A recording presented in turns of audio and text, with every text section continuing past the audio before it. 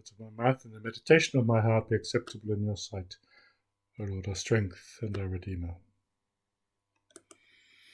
If the Chinese name their years after animals, we in the Church of England are not to be beaten.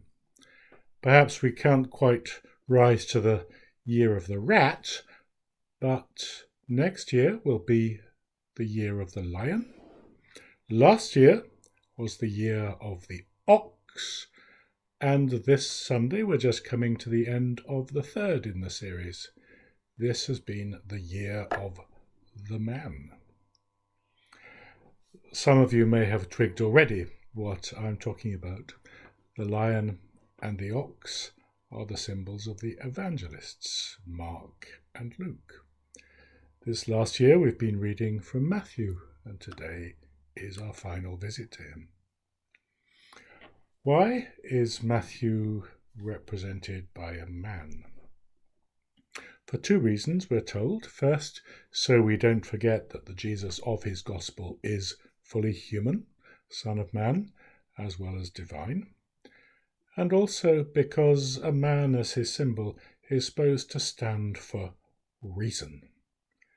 It's to remind us that the good news is not just about religion and the supernatural, heaven help us, but also about the intellect and the power of thought.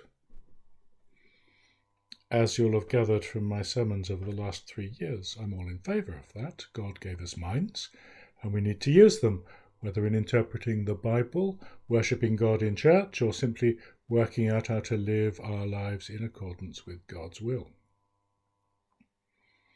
It's important, sometimes, to be reminded that Christ was genuinely human, like us. As we used to sing in church, in the days when we were allowed to sing in church, he was little, weak, and helpless. Tears and smiles like us he knew. He knew what it was to be tempted and to suffer pain, to be betrayed and cruelly treated. Today is the feast of Christ the King, the last Sunday of the Christian year. Next Sunday is Advent. Now we rejoice to name him King, we sing, and rightly so. Jesus is King of all the earth. After all, he was crowned, if with a crown of thorns. He was given a royal robe to wear, if only to be mocked and be stripped of it to make his humiliation complete. "Are you a king?" he was asked, and he replied, "The words are yours." I've never been convinced by that. Kingship and glory were not things he craved. If an earthly king was required, he might have felt it better to forbear the title rather than let it be claimed by someone power-hungry. Because, and this is what we have to remind Matthew if he makes our Lord too human, Jesus said, "My kingdom is not of this world. My kingdom is not of this world." As we read elsewhere, the kingdoms of this world are become the kingdoms of our Lord and of his Christ, and he shall reign for ever and ever. We need to get out of our heads, before we do anything else, we need to get out of our heads this terrible idea that Christianity and heaven is to do with a place you go to when you've died. Maybe we do, maybe we don't, but heaven and hell are matters of our life as we're living it at the moment. The kingdom of heaven is right with us, so we shouldn't forget that. But be that as it may, Jesus wasn't going to be a king in the earthly mould. There was Herod, the tetrarch, who had compromised himself utterly with the Roman people. He was a puppet with no credibility at all. And Jesus wasn't going to do the same. He wasn't going to sit down and negotiate power-sharing treaties with the Roman governor. And even more, he certainly wasn't going to try to overthrow Roman rule entirely and organise a coronation service in the Jerusalem temple. It was as the exalted Son of God that he would take his throne and usher in an era of righteousness and peace. Jesus was fully God and fully human.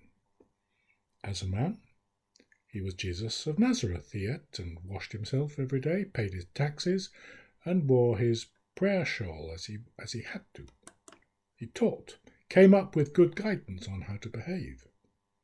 And many people prefer to stay with this Jesus.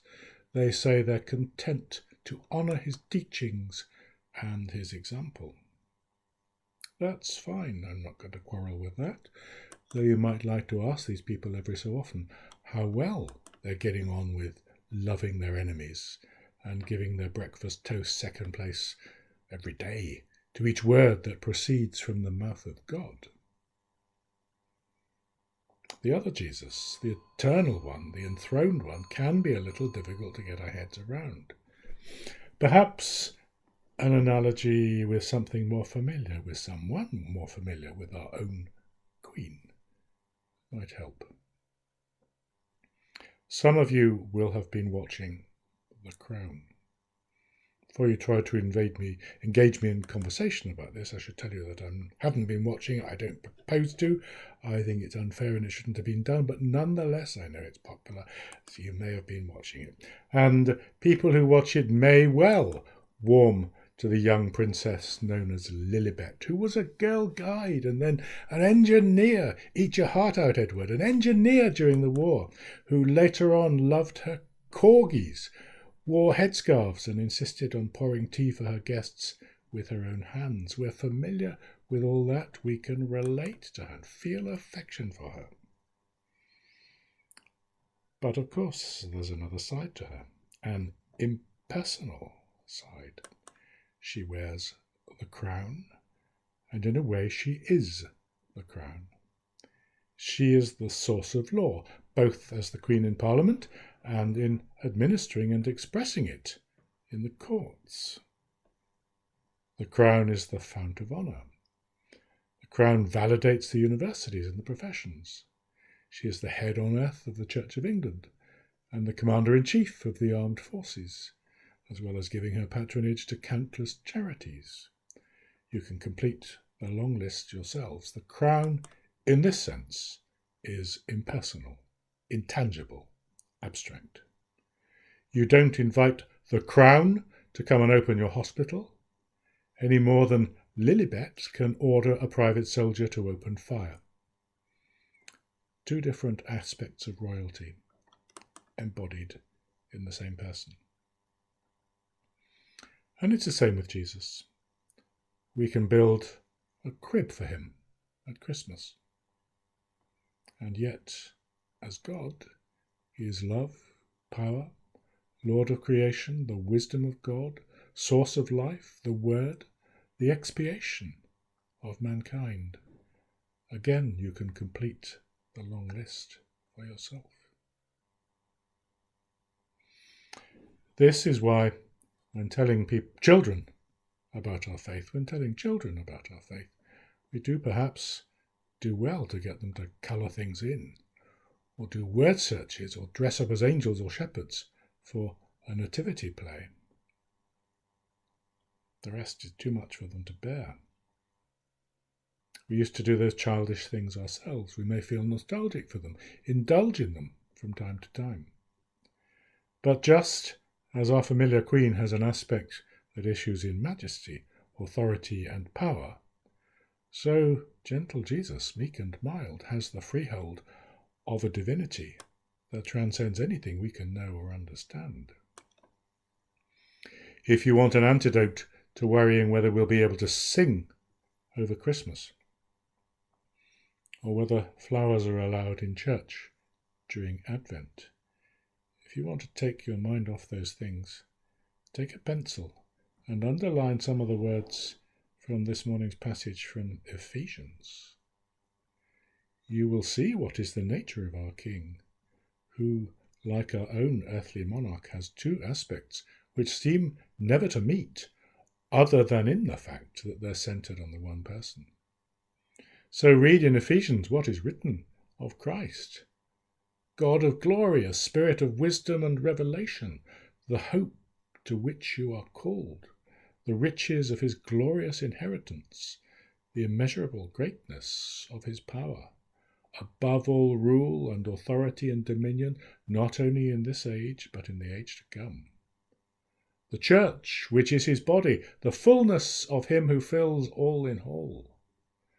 Try colouring all that in. And then add to these time, space, and eternity, consciousness, life, and death. And you get a glimpse of the great mountain ranges that tower above us, as we, like ants with our eyes on the ground, mill around the foothills and find ways of making do. The tops of the mountains seem inaccessible, high beyond scaling. But the good news for us is that we don't have to climb them ourselves. Christ did that for us. To know what that means, you don't have to become a monk or a mystic. You don't have to follow a guru or take up fasting. You just have to be ready for Christ to come to you when your heart is ready to receive him.